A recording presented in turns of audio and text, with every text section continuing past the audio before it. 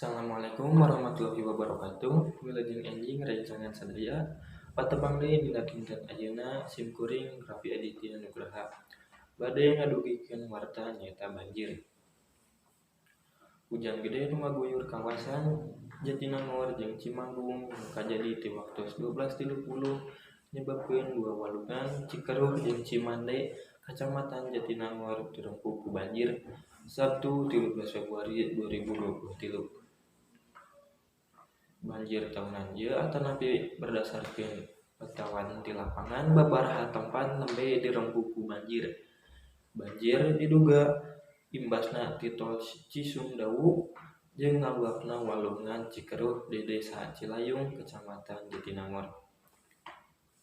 Banjir bandang oge nerpa Desa Cisurupan, Desa Sawah Dadap, Kecamatan Jatinangor. Caibah ti solokan nu asalna ti Gunung Gelis ngabawa cilaka keur warga nu di handapna. Kapantau hiji imah kabawa arus banjir solokan anu awana leutik berubah jadi banjir bandang. Sekde Sawah Dadap Inka Zakiah ngucapkeun, kajadian di dusun Cisurupan Desa Sawah Dadap Kecamatan Cimanggung nepi ayeuna teu acan anu informasi sabaraha imah jeung karugianna.